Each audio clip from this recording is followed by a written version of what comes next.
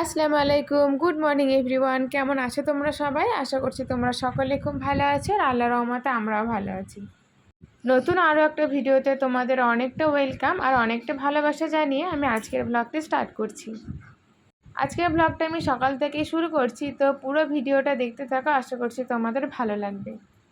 তো প্রতিদিনের মতো সকালে ঘুম থেকে উঠে আগে আমি রান্নাটা বসিয়ে নিয়েছি, কেননা সকালে ঘুম থেকে উঠে এটা হলো আমার প্রথম কাজ। সকালে চোখের পাতা খুলেই আমাকে আগে রান্নাঘরে ঢুকতে হয়। তো দেখো, এদিকে আমি ভেন্ডি আলু চচ্চড়ি করছি আর ওদিকে আমি ভাতটা বসিয়ে দিয়েছি। রান্নার পাশাপাশি আমাকে আবার একবার করে আতিফকেও দেখতে হয়, কেননা আমি ওঠার একটু পরপরই ও উঠে যায়। একটু আওয়াজ হলেই ওর তো ঘুম ভেঙে যায়। তো মাঝে মধ্যে ওকেও একটু একটু দেখে আসি আর এদিকে আমি রান্নাটাও করে নিই। আর এদিকে ভাতটা যে একটু ফুটে ওঠে তখনই আমি কি করি, ভাতটাকে নামিয়ে রেখে ওই গ্যাসেই আতিফের জন্য আমি খাবারটাকেও রেডি করে নিই।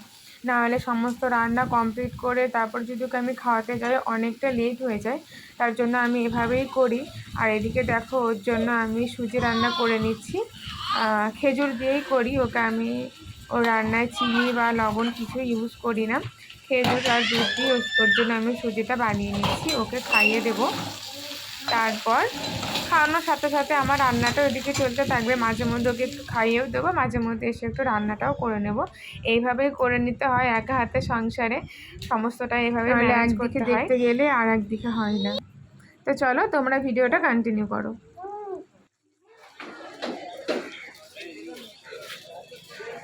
আকাশটা পুরো মেঘলা, বৃষ্টিও চালু হয়ে গেছে। দেখো, নিচে এলাম, একটু আলু আর একটু পেঁয়াজ নেবার ছিল ওর জন্য। আতিফ ঘুমাচ্ছে, ওকে রেখে এলাম, ওর আব্বু আছে তাই। এদিকে কি আছে, এত সব কি দেখছে দেখি তো।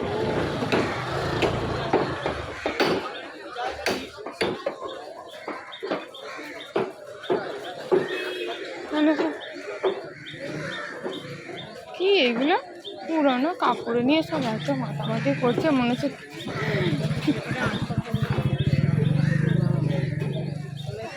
ফটাফট যেতে হবে, কিচ্ছু নেই সেরকম। আর বৃষ্টি পড়ছে না, সব গুটিয়ে দিয়েছে। আমি যাই, আতিফ আবার ঘুমোচ্ছে, উঠে পড়বে, ওর আব্বু আবার আলামিনের চুল কেটে দিচ্ছে। আমি ভাবলাম সেই ফাঁকে বেরিয়ে নিয়ে চলে আসি। এটা নবী দিবসের জন্য সব লাইট দিয়ে সাজিয়েছে, 1 মাস আগে থাকতে সব সাজাচ্ছে। এখনো 15-20 দিন বাকি আছে নবী দিবসে। এই যে দেখো,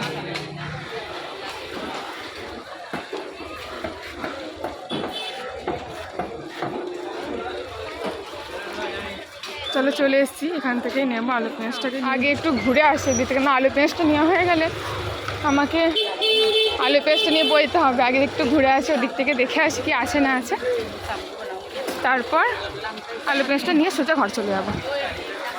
কিছু নেবার না থাকলেও একটু ঘুরে দেখে নিই কি আছে না আছে, ভালো লাগে না। নাহলে নিচে যখন এসছি একটু ঘুরে নিই। আর এদিকেও পানিও চালু হয়ে গেছে, বৃষ্টি পড়ছে হালকা হালকা, এক ফোঁটা এক ফোঁটা। ফটাফট করে নিই চলো। চাদর টাঙিয়ে নিয়ে এসে, বৃষ্টি পড়ছে বলে।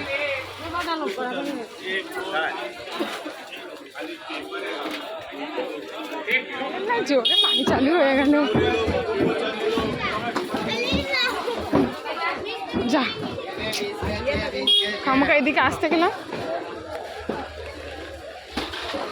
ভিজে যাও মনে হচ্ছে। আর তখন আলু পেঁয়াজটাই নেওয়া হবে না, ফটাফট নিয়ে নি চলো। গিয়ে দেখি রেহেনা এসছে, দেখছি।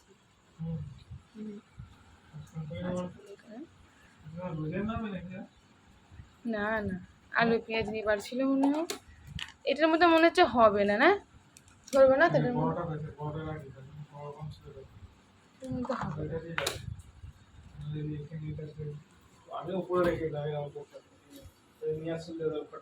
কয় দেন তখন আছে নাকি?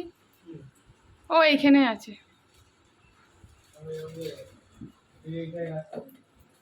এই ডাব্বাটাই ভরে রাখি।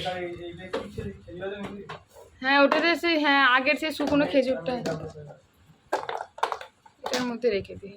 বড় আছে ওটা হবে না।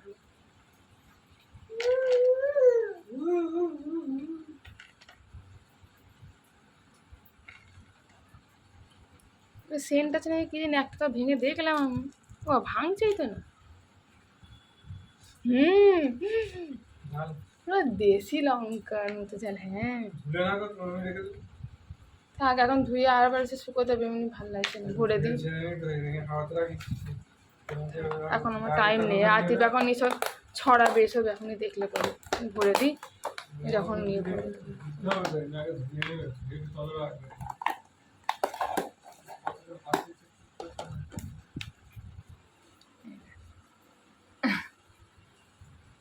সকালে যে বাঁধাকপিটা এনেছিলাম ওইটা দিয়েই আজকে রান্না করব।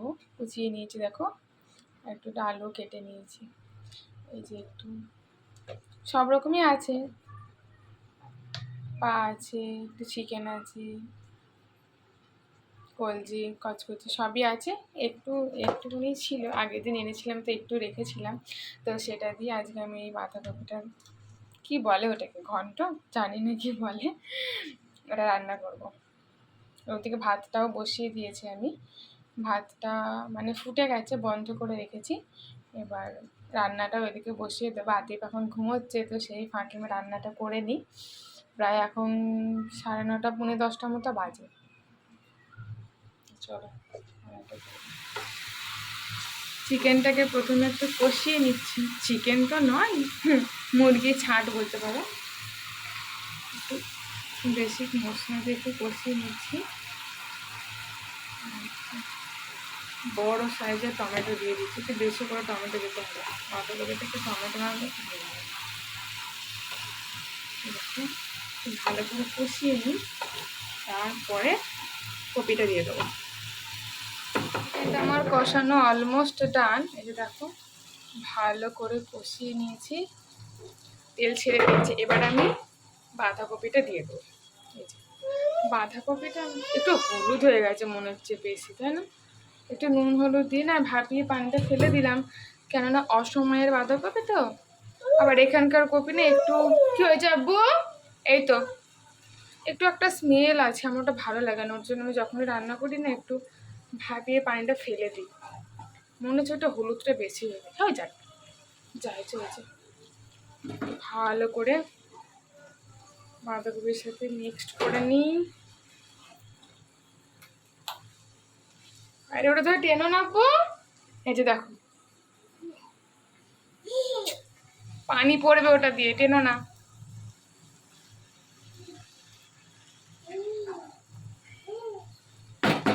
একটু কি এটা, কড়াইটা একটু ছোট হয়ে গেছে মনে হচ্ছে তরকারির তুলনায়, আমার নাড়তে অসুবিধা হচ্ছে। তুমি ওটা টেনো না, পানি পড়ছে দেখো। এসির এই কি বলে এটা। চলো ভালো করে কষিয়ে নিই, তো না কষালে না মজা আসবে না। আর ও ঘুমাচ্ছিল, উঠে পড়লো। ওটা টেনো না আতিফ। এই কাঠের খুন্তিতে না সত্যি কথা বলতে আমি একদম রান্না করে আমার পোষায় না।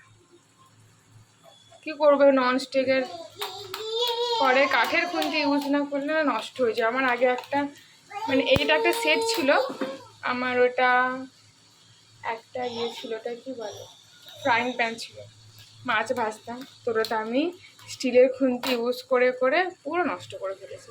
এটাতে আমি প্রথম থেকে কাঠের খুন্তি ইউজ করছি, নাহলে এটাও নষ্ট হয়ে যাবে সেই জন্য। তো চলো আমি রান্নাটা করে নিই। আর এই বদমাইশটাকে দেখো কি করছে। তো আজকের ভিডিওটা আমি এখানেই শেষ করছি। জানি ভিডিওটি একটু আধা খামচা হয়ে গেল, ঠিকঠাকভাবে কমপ্লিট করা হলো না, তো তোমরা একটু প্লিজ অ্যাডজাস্ট করে দিও। পরের দিন থেকে চেষ্টা করব ঠিকঠাকভাবে ভিডিওটি কমপ্লিট করার এবং ভালোভাবে শেষ করবার। তো চলো আজকের ভিডিওটা এখানেই রাখছি। কেমন লাগলো জানিও, ভালো লাগলে একটা লাইক করে দিও অ্যান্ড চ্যানেলটা সাবস্ক্রাইব করে দিও। আল্লাহ হাফিজ।